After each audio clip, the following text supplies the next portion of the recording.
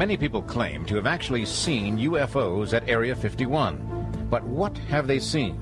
Just because it's unidentified doesn't necessarily mean it's an alien craft or something from outer space. Are there photographs, videotape of these strange flying objects? If there are, who has them? And why aren't they being viewed by the general public? What's going on there today? The astonishing answers are straight ahead. Prior to a series of TV interviews in 1988 and 1989 with a man named Bob Lazar, Area 51 was just an obscure designation on old military maps where atomic bombs were occasionally touched off, in the interest of national security, of course. But in 1955, all of that changed. In that year, Lockheed desperately needed someplace to test their latest super-secret aircraft, the U-2 spy plane. They turned to one of their chief test pilots, a man by the name of Tony LeVere, to help them find a secluded spot within enough land to accommodate a very long runway. And with that, Area 51 became America's most secret new aircraft testing facility. But what else was going on there?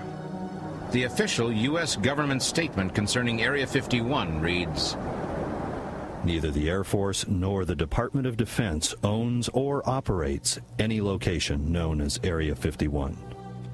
Strictly speaking, that's true. And even though it was built by the CIA and is used exclusively, so far as anyone knows, for government-related projects, it is operated by a private company and guarded by the Wackenhut private security force hired by that company. For over 30 years, except for a couple of ranchers, people generally ignored Rachel, Nevada, and the nearby Groom Lake facility. But there were other things going on that would give Bob Lazar's story instant credibility. A 1950 FBI memo from Agent Guy Hottle reported that he had been told by an Air Force investigator that 3 flying saucers had been recovered in the New Mexico desert. After all, the alien craft Lazar claimed he worked on had to come from someplace.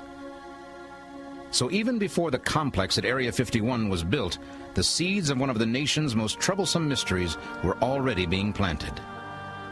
Today, hundreds of UFO watchers regularly drive out into the Nevada desert across public land and make their way up to the top of Whiteside Mountain or Freedom Ridge to try and get a glimpse of what they believe to be a captured vehicle from another world.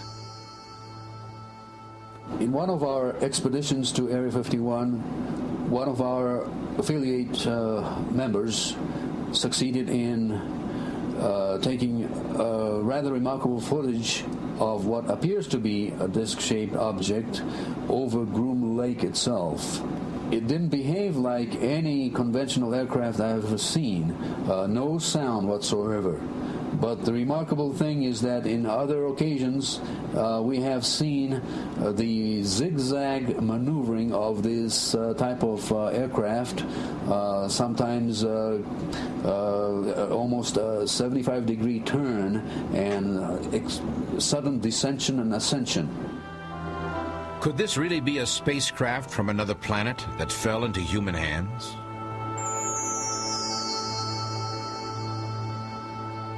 A consistent story that comes up from a lot of workers is that a craft was brought here around 1953 and that actual live aliens were brought here about that same time.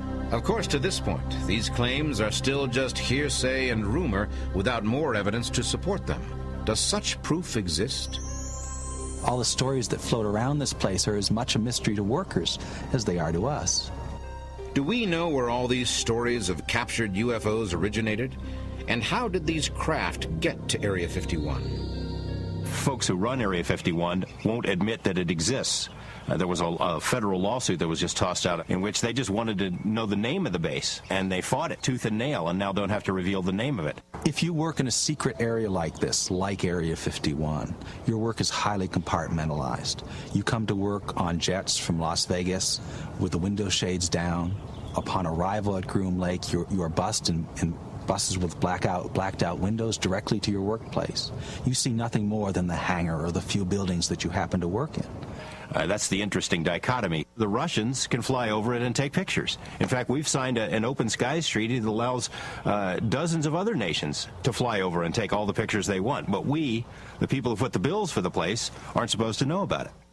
In 1988, a Russian satellite took a remarkable photograph over Area 51. Notice the object highlighted at the end of the runway. It's positioned at the same position as if it were about to take off. Recently, several new photographs of Area 51 were released on the internet, perhaps in recognition of the fact that in spite of repeated denials, the public demand for an explanation of the mystery of Area 51 continues to grow every day. This year we've seen two sets of images of Area 51 that were released. The first came from a Russian spy satellite that can see things as small as 6 feet across. The second came from a U.S.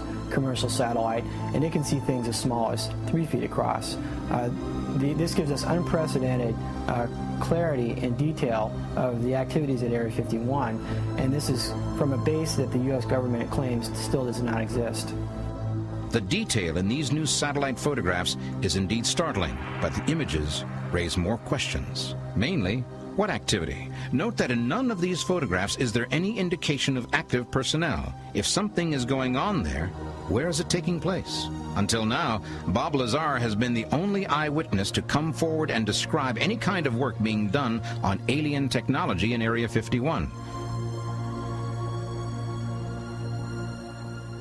This man, David Adair, a respected and internationally recognized expert in space technology, agreed to speak out publicly for the first time about his own incredible experience at Area 51. I built a rocket when I was 17 years old after building many rockets to get to this one that I built, and it was about 10 feet tall and it weighed about a ton, and the engine design was somewhat unique. It was an EFMC engine, electromagnetic fusion containment engine. There was a lot of help involved. There was congressional help, there was help from the military, and once we had the thing completed, we took it to Wright-Patterson Air Force Base, and then it was flown from there to White Sands, New Mexico. And then on June 20th, 1971, we launched this missile. The rocket was extremely fast, and it left out of the area, and a man named Arthur Rudolph was there who gave me coordinates to land it at a place called Groom Lake, Nevada. The rocket soft impacts up there with parachutes, and we fly from White Sands to Groom Lake, and when we get there, there are twin 10,000-foot runways, and it's a considerable Air Force base there. Once we land, when we got to the center hangar, we stopped, and then the entire floor of the hangar dropped out from under us, and it was an elevator. And we went down about 200 feet, and when we flushed out with the floor down there, the huge underground facility has a kind of a rainbow-type cascade-looking roof, and the walls cantered down on the sides, and on each side you have big work bays and workshops and offices. And so we rode past a lot of these workshops, and then we got down a good ways, and then we stopped and to a work bay that was on our left, and they got out, and the man opened the doors, and the doors slid back, and we went in this room where there was lights everywhere, but there was no shadows, kind of like a painter's booth. And they had this something sitting on a huge metal table, and it was covered up, and they pushed the button and the cables raised this big cover, and to my surprise, it's another EMFC engine, but it's about the size of a Greyhound bus. My engine and that one worked similarly, but the difference is mine was like a Model T, and this thing was more like a Lamborghini. It's incredibly sophisticated. I knew that this engine, it couldn't have been made in our technology level. This thing, as big as it was, there was no wires, and there was no screws, no rivets, no bolts, no weld lines, no seams, nothing. It looked like the entire thing grew. When you touch the engine, that's where it gets even better. And wherever your skin touches it, these really pretty swirl patterns would radiate from your skin through the hull, the metal, and it would descend out maybe 5-6 feet in all directions. So it was really interesting. It was reacting to touch. I just finally had enough. I knew that this engine didn't belong to them, and it couldn't, the way the thing was constructed. We had no capabilities at that time. Even today, we don't have that kind of technology. So I'm really angry. They're angry. They tell me to get down. So I'm coming down off the engine, and everywhere I'm touching the engine, it's no longer the blue-white swirls. It's now fiery red. Looks like orange-red colors shooting through the hull. And after seeing this, as I'm coming down, I stop, and I'm so amazed by this and watching it. As I calmed down, it went back slowly to the bluish white swirls. That's when I realized that this engine, it's alive. It's picking up on not heat radiation, but thought waves. This thing is a symbiotic engine. It's capable of linking with the occupants of a craft. They've had aircraft, you know, that, like saucer-shaped craft that crash into the ground because they don't understand what makes them tick. They're actually using some humans in a telepathic form through, like, the remote viewing project that they had, which was actually connected with Area 51, so that they could try and figure out how these craft were controlled, because it was all done with thought. If this sounds too far-fetched, let me bring you to current events. In Princeton University right now, there's a professor there at Pierre Labs named Dr. Robert John, who's working with the military on the X-29 fighter. And what he's doing is building a buffer system where the aircraft and the pilot, when he puts his helmet on, has leads stuck to his skull. And as he thinks, the plane reacts. And that is a symbiotic relationship between the pilot and the aircraft. When I finally got down off the engine and I got on the floor and I turned around and looked back at it, I realized that this engine was extraterrestrial in origin. It was outside of our technology of building something like that. And I realized I was standing on top of a huge piece of evidence everybody's looking for. And that made me more angry, because I realized that they were holding back on all this stuff. And no one has the right to do that. The encounter ended with David being summarily and rudely locked up until General Curtis LeMay, then the commander of the Strategic Air Command, came to personally escort him home.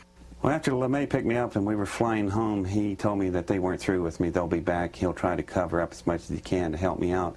But he said they will return in your life. The general was right. While still in his high school graduation cap and gown, David Adair was personally handed his draft notice. He would spend the next 8 years in the United States Navy. But in the meantime, the young rocket scientist had seen and touched what he still believes is a symbiotic, perhaps even biological engine of extraterrestrial origin. Could it be that the mysterious craft seen over Area 51 were not recovered at UFO crash sites? Is it possible that our government has been working secretly with an alien civilization? Are we on friendly terms with beings from another planetary system? The most startling revelations are yet to come.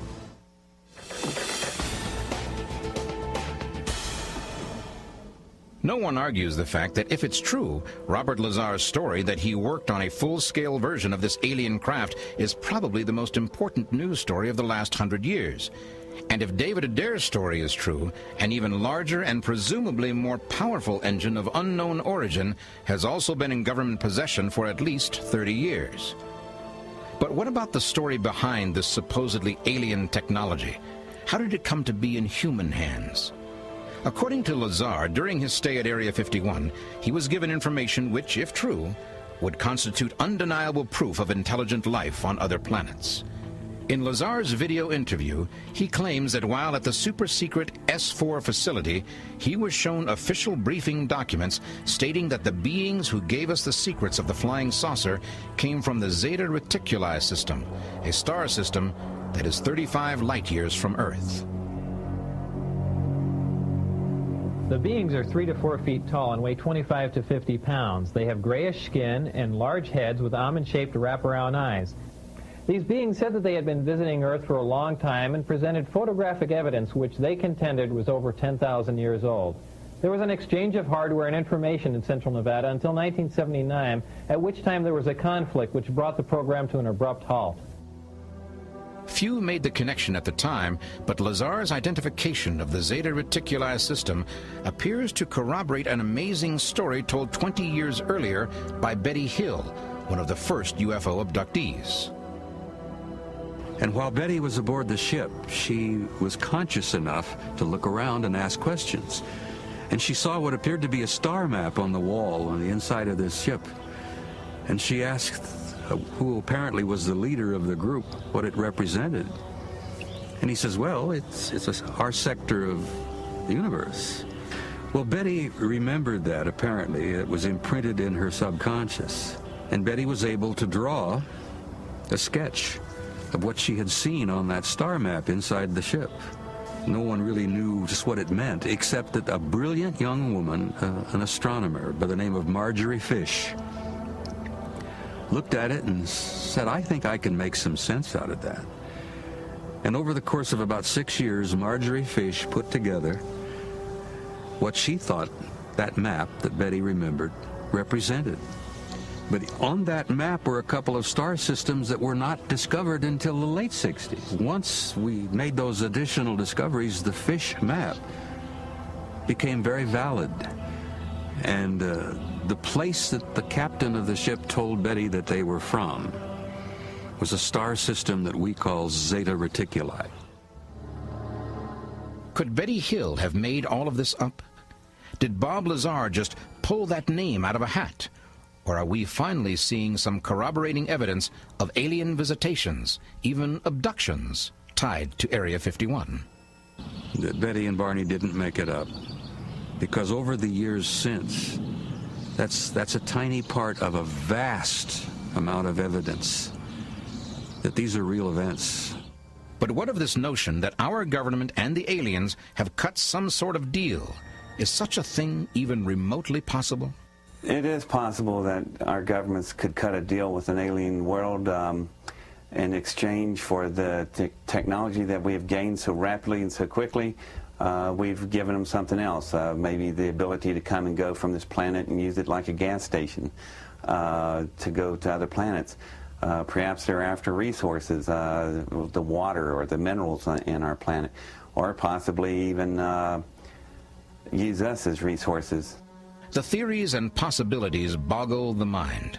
Government collusion with alien forces, abductions, engines of enormous power, all hidden by the desert sands of Area 51. Is this the secret the government is so anxious to protect at Groom Lake? Assuming for the moment that all of this is true, what purpose could the government have in mind for all of this technology? Norio Hayakawa doesn't believe these new advances will be used for the betterment of all humankind. You can rest assured that this technology, one way or the other, is going to be used for some type of military activity. Well, this could be used for a large-scale, unprecedented type of war we have ever seen. These are photos of a secret California facility conducted by Lockheed Corporation. There are several secret air bases in Southern California where they are testing the parts to build some of these this craft objects. And the strange thing about these facilities is that you don't see any aircraft on the runway. I was fortunate enough to interview people who constructed the underground facility at Area 51. There's research laboratories and things like that under the desert floor, and then the surface was restored to look like it did before. According to Hayakawa, the security around this facility is as strict as that surrounding Area 51, and the sheer size of each is truly staggering. Even if some secret project of gigantic proportions really is going on underground in California and Nevada, does that mean the technology is being developed for hostile purposes? To be honest with you, I would not be surprised that some abductees are taken to some U.S. underground facilities. And if that is indeed the case, there again, we're dealing with a criminal case here that involves total violation of our constitutional system. Can these stories actually be true? UFO abductees brought by force to Area 51. Is there any evidence to support these frightening claims? In Robert Lazar's video, he claims that the S-4 facility near Area 51 is hidden inside a mountain with 9 giant hangar doors textured to blend in with surroundings. Incredibly, this matches the description given by some people who claim to have been kidnapped by the occupants of a UFO, then taken to a mysterious underground facility. Abductees have been taken to places that they have assumed were underground facilities. Abductees have also reported that they have seen what appeared to be U.S. military people involved in their abduction. Others believe the government is only interested in protecting itself. They started infiltrating UFO organizations. They spied on UFO researchers. They put out false information to muddy the waters. They actively encourage this laughter curtain, a policy of ridicule that anyone who sees a UFO is crazy. Well, anyone who sees a UFO is not crazy. That's just the prism through which we view this now. The government's done a very good job of disinformation, of clouding the whole issue. All the eyewitnesses that said they've seen things flying at Area 51 is easily explained. They're seeing things that are flying there. Research is going on, and they're flying everything from reverse engineering aircraft to possible extraterrestrial craft coming and going. So these people are not nuts. They are seeing things fly around out there. It's an underground military presence that is vast. Friends of mine who've been in it have said that it's literally a 40-story building, buried underground. If UFOs are real, the government has perhaps a legitimate interest in avoiding panic and making sure that society does not overreact to this situation. Purportedly, UFOs have been known to the government since the 40s and 50s. During that time, there was a lot of hysteria about communism, about world affairs. If you were to introduce UFOs at that time, perhaps there would be mass hysteria. Perhaps there would be a shaking of the foundations of our society. They try and cover up stories. They treat the public like it's just not even important. They've got devices sitting in crates that humanity could benefit from. But what do? They sit there and try and figure out how to make a weapon out of it. It's not the right way to go about it. But those of us who didn't see it firsthand still have to ask, is there any indisputable evidence that alien technology is being tested and used at Area 51? Could it be that locked deep beneath the desert floor, behind the tightest ring of security in our history, there is proof positive of life on other worlds? If that proof is there, it brings up another, even more profound question. Will the world be better off if that startling disclosure is made and the unexplained becomes the unimaginable?